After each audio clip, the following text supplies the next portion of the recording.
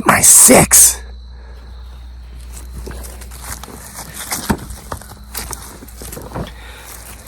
What's up, everybody? Welcome back to the most amazing homesteading channel on the planet that typically doesn't have anything whatsoever to do with homesteading off the grid. I am very happy to be able to enjoy my October evening setting with you here. What a beautiful view. I actually came up here probably 30 minutes ago to make a video to tell a spooky story for Halloween. And for the last 30 minutes, I've not even started because I had this chair facing the other way, staring into the woods. Just looking at the beautiful reds of that maple there. There's the yellow of the poplar, and we've got some hickory trees in here that has like that bright orange yellow. It's just gorgeous. This is my favorite time of year, and I know it's yours as well. And I'm going to kind of deviate a little bit here with this video today. I put the books back in the trunk of the four-wheeler over there. And I'm just going to talk to you about a couple of things. I always say homesteading off the grid, the greatest homesteading channel on the internet that doesn't even have anything whatsoever to do with homesteading. Now, for those of you who have been here for the long haul, since 2018, I think 2016 when we started this channel. Got away from it for a while, then got back into it pretty heavy in 2018. But so it's been 9 years. I say that because, as you know, we used to get bombarded by trolls, and they, complaining that I'm out here in the woods looking for Bigfoot Sasquatch, or, there's ghosts in the videos, or I'm telling spooky stories instead of planting corn and green beans. And they would always say, you need to rename your channel. This channel doesn't even have anything to do with homesteading. So that's where that came from. And they just stopped. They disappeared when they saw it didn't bother me. But that's why I do it. But storytelling absolutely has a heck of a lot to do with homesteading. If you were to walk into our living room now in our old house that was built in 1903, that just got a lot of renovations in the kitchen, lots of new furniture and all new appliances and all this stuff. All that stuff is still modernized. Dearly, my beautiful bride, aka Giggly Girl, has been wanting that for some time, and we finally made that happen. But the house itself is very old. It's very rustic. You go into that living room, you won't see a television. You won't see a computer. You won't see any modern gadgetry in the living room. You'll see some sitting furniture, some end tables. You'll see bookshelves. The walls are lined with books. They have been read, some of them multiple times. You go through the house, you go upstairs, the hallway is like a library lined with bookshelves and books. Same thing in my office / it's a spare bedroom I have set up as an office. I have books in piles and boxes because we read. We don't watch television. We do stream movies. We love to do that, Dearly and I. But we're readers, especially me, and as you know, I'm a writer. And storytelling has always been a huge part of homesteading, because back in 1903 when our house was built, and that's my point I'm getting to here, that's what, for those who could afford books at the time, they're cheap now, inexpensive. You can get a ton of them for free, especially with ebooks. If you have a Kindle, there's an unlimited amount of free ebooks. But they were more of a luxury back in the old days because not everybody could afford books, and actually not everybody could read.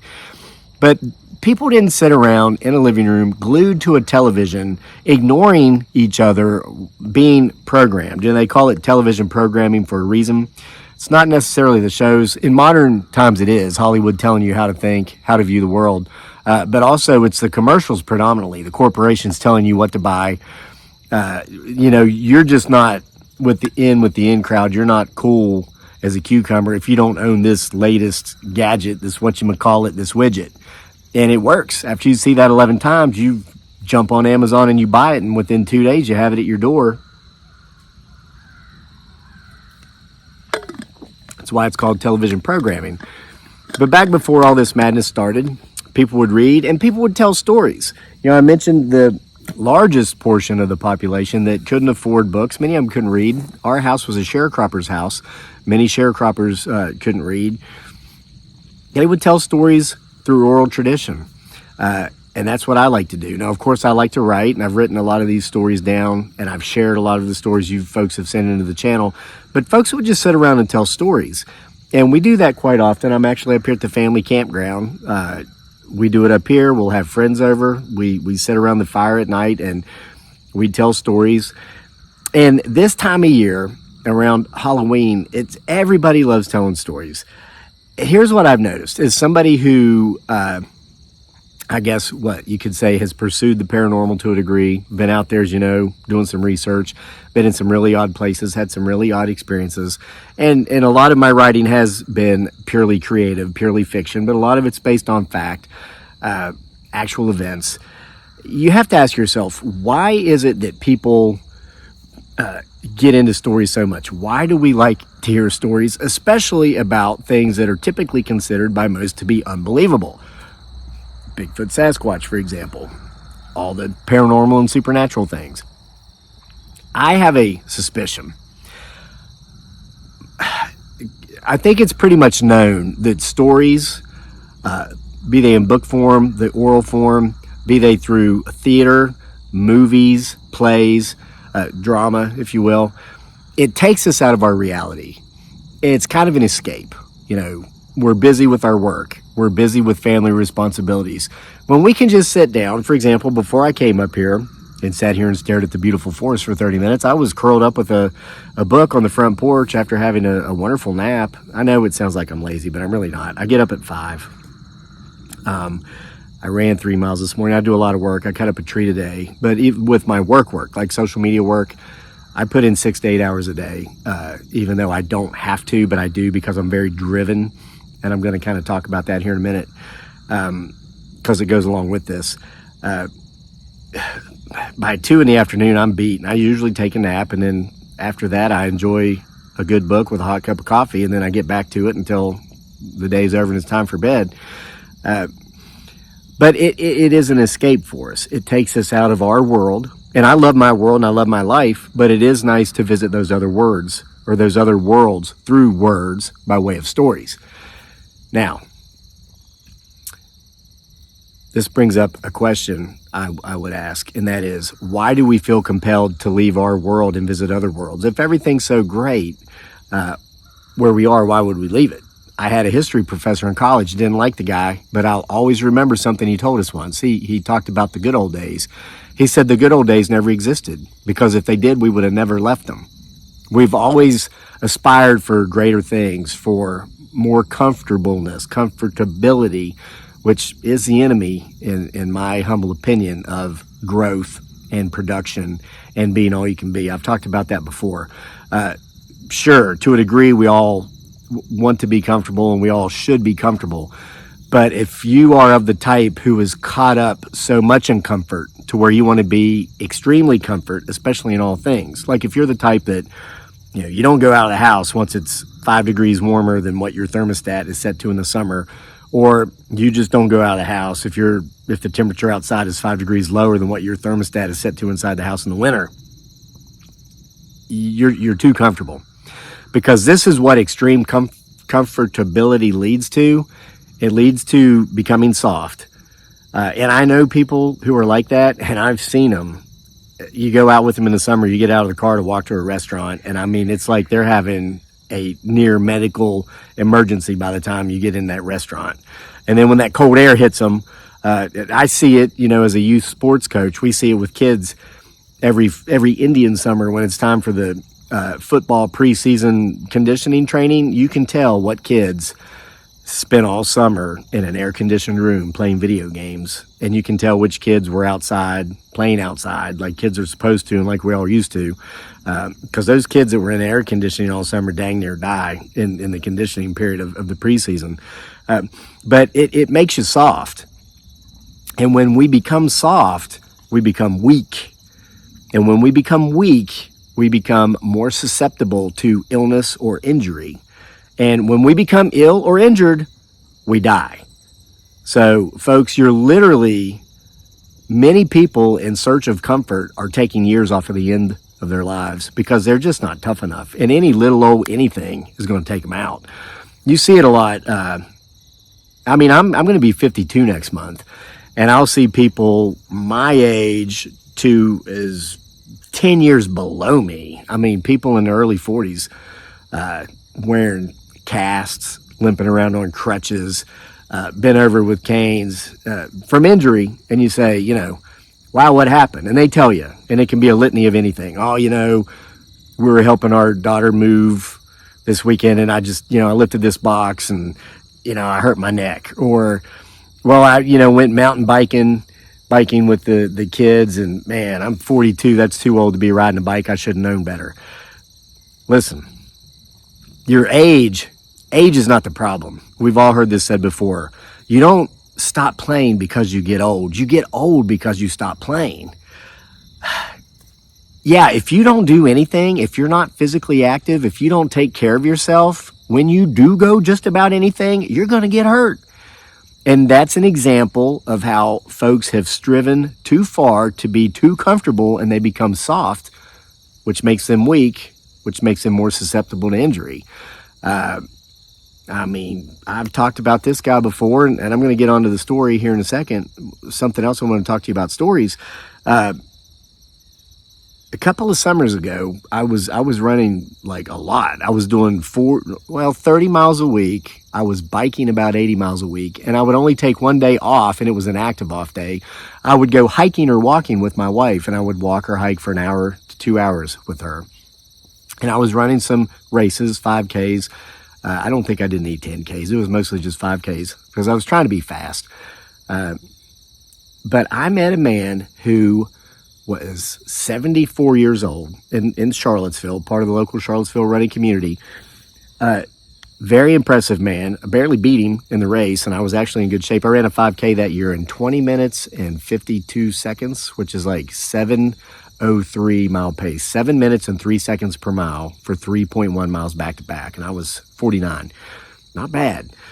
This guy was not far behind me, and he explained to me how he has run 40 miles a week every week for 40 years. He's stuck with it. You'd look at him, you'd think he was in his late 50s. You'd never believe he was 74. And you can look at people in their late 50s who are inactive and don't do anything, and you'd think they were 74. So what's this have to do with storytelling?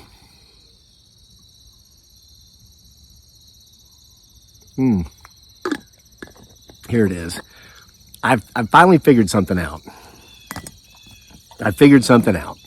And I came to the answer by realizing I'd been asking the wrong question. Or I've been looking in the wrong, expecting the answer to be a certain place, but it really wasn't. So the question was this. I was talking to some folks, a couple of different people over the last couple of weeks, and they were not really business associates, but they are people who are also in business. And we were talking about success in business. Now, what type of business? It doesn't matter because it's a mindset. Mine is social media. One of theirs was real estate investing, and the other guy is just a wheeler dealer. If he sees value, if he can find value, kind of like, Pawn Stars, but he doesn't have a pawn shop, and he's very knowledgeable on things that most people aren't. He's a type of guy, kind of like antiques, an antiquer, but he's not even an antiquer. He can spot value, be it in somebody's garage, maybe an item in the corner of a garage that you might think would make you think he's pawnbroker minded, or be it a repressed stock that's like way oversold, that's selling at a good share price. He'll snatch those up, be it real estate. So he's just an all-around wheeler dealer. But we were talking about how is it that you enter the 1%, becoming the 1% of income earners in America, which would typically make you the top 1/100th of 1% of income earners in the world. And I'm not going to use numbers. You can Google it and you can see those numbers. But the fact is, we're all there. Me and these two other guys were there. And if you met them, you'd probably think the same thing that you think of me if you met me. Some goofball. I mean, look at this. So many people, their focus seems to be that I need a haircut. I can talk to somebody for 20 minutes and that's what they get out of it. I need a haircut. But here's the question. How do you become a 1%er? well, you'll hear the answer given to you by these schmoes on social media. They come across on your reels and you watch them, and their answer's not wrong. The answer is, well, you got to think like a 1%er. You know, if you want to become a self-made millionaire, you want to be a millionaire or a billionaire, you got to think like a millionaire. You got to think like a billionaire. How do they think? And everybody goes down that road. And me and these other two guys, we talked about how for years we went down that same road. It's like, do they eat something special in the morning? Do they have a certain drink that they prefer? All three of us collectively have the answer. I'm going to give it to you here. It's simple. It's so simple that when I tell you, you're going to be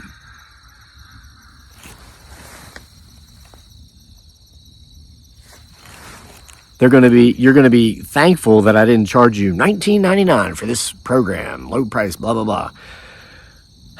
Here's how the 1% think. Okay? They think differently than the other 99%. You're like, wait a minute, Crazy Lake, that's why we call you crazy. Damn it, boy, go get a haircut. There's no wisdom in that. No, actually there is. And you're saying, well, how? How is it that they think? You're telling me they don't think the way the other 99% think. How specifically do they think?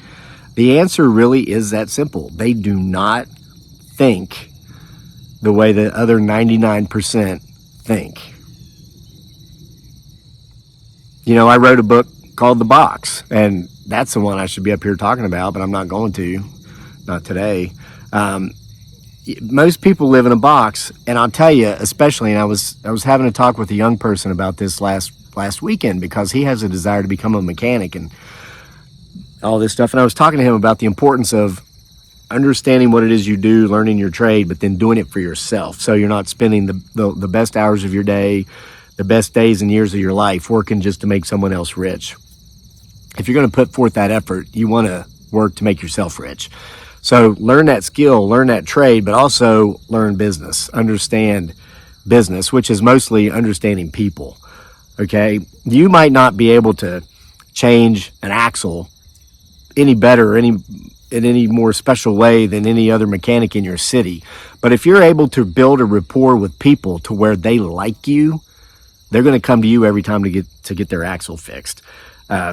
It's that simple. And they teach you that in sales. If you've ever been into sales, if you haven't, people, they do business with people they like. I mean, when I was a stockbroker 1,000,000 years ago, I was in my late 20s. I looked like a teenager. I would get $1 million plus accounts from Merrill Lynch. People transfer to me. And I asked this woman once, I said, why would you transfer a $3.5 million account from Merrill Lynch to me? She says, my broker at Merrill, he's really good at what he does. He's got an MBA, master's from Darden Business School down here at the University of Virginia, but he's a narcissistic prick. And she said, but it's not really about him. I like you. I just like you. You're a likable person. She goes, I know you don't know as much as my old broker. I do trust you. I know you know enough to take care of my account, and I just simply like you. I enjoy talking to you. I didn't like talking to him. Case in point. So the 1%ers do not think like the other 99%. Now, as far as how specifically do they think, you could go a billion gazillion different ways with that. My buddy that does real estate doesn't think the same way I do. I don't think the same way he does. Our buddy that just sees value, whether it's in a piece of junk in somebody's garage or a stock like Molson Coors, the symbol is TAP, T-A-P, that's like way undersold right now with a PE of 8. It's only got a 4% dividend yield, but still, I'm looking at 50% share price appreciation probably in the next 12 to 18 months. Just saying, not giving financial advice. I'm not licensed to do that, just saying. TAP is a symbol, Molson Coors, country's second largest brewery. Way undersold. They're going to make the turn with non-alcoholic beverages and make a comeback. Hey, you remember I told you about that NVIDIA stock this past summer, maybe 3 weeks ago? I was like looking under my couch cushions to buy it at $100 a share. Yeah, it's at 183. Just saying.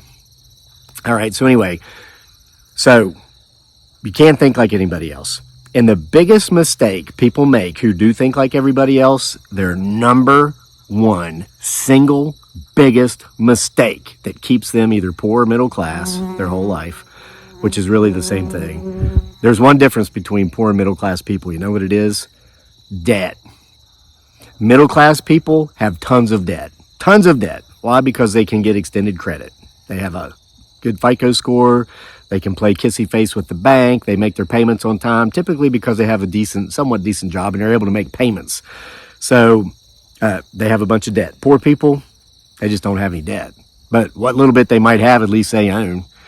The middle class, the banks own what they think they have. I mean, they can't spend the winter in a tropical paradise like the Philippines, or even a month in Key West, because if they miss out on their job for that long, they can't make those payments, and everything they think they have gets taken back from the lenders. So that's the real difference between poor and middle class people, is debt. That's it. But the number one thing that these folks do, particularly the middle class, is that they care about what other people think. They care too much about what other people think. Oh, what will people think of me? What will people think of me? I can't do that.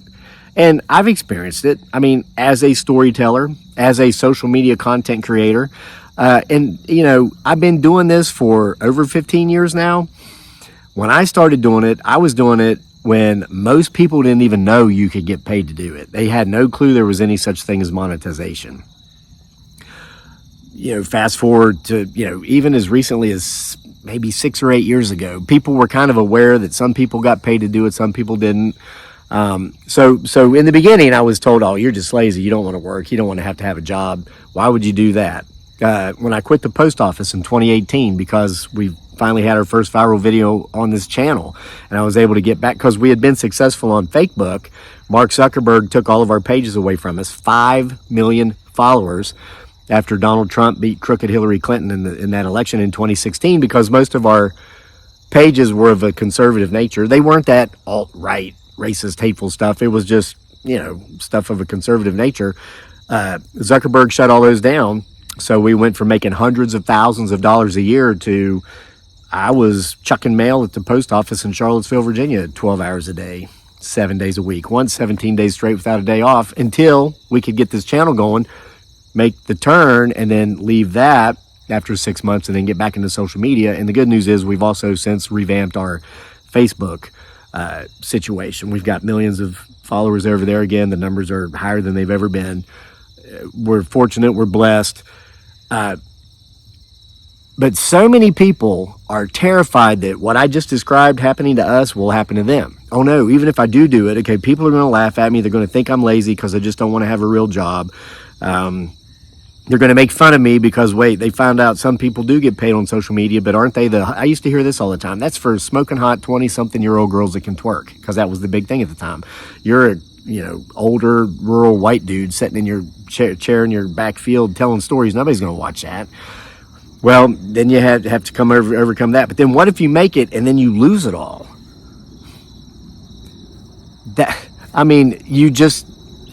The 1% of us that do what we do and get to where we get, we don't sit there and do the what ifs. If you're so terrified and so scared, you've already lost.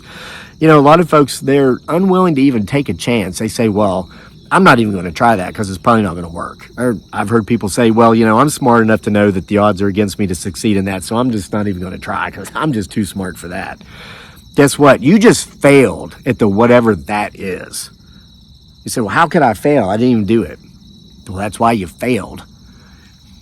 Making an effort, making an attempt and failing is better than not even making the effort or making the attempt. Okay? Because what you do, every time you do that, I'm not doing that, and then you go back to your suck-ass 8 to 5, where you think you're safe because you've got health insurance and a retirement. Retirement has got to be one of the biggest scams. You know what retirement is? People always say to me, if they hear that I'm retired, they're like, you're too young to retire. It has nothing to do with age. It has to do at what point in your life you reach financial freedom. And if you're a middle-class yuppie schmuck going around buying all this stuff you don't need and going into debt to do it, you could be 85 years old and you're not going to be able to retire. It's not going to be possible. But if you're not consumeristic, you're not materialistic, you don't have debt, and you have a good income, and you stay current with your taxes and your responsibilities and all that, and you invest and save and all that, you can retire in your 40s. like me and my buddies did, kind of, sort of. But we still do what we do, which doesn't feel like work because we love what we do. And if you love what you do, you'll never work a day in your life. We're pursuing our passions. I sit out here and tell stories. And you're like, this isn't a story. You're still listening, aren't you? So you can't think like the masses, or you will be one of the masses. And if you take off the M, that's all that group of people are. A bunch of asses. Yeah. People are worried about coming across as if they don't have their shit together. Oh, but man, I got to look at so-and-so has their shit together. Man, my neighbors over there, they got their shit together. Hey, newsflash, no one has their shit together. They just want you to think they do. No, they don't, man. Nobody has their shit together. You got to be willing to take a chance, take a risk, and yes, I see that. Do you see that? And it's on the move.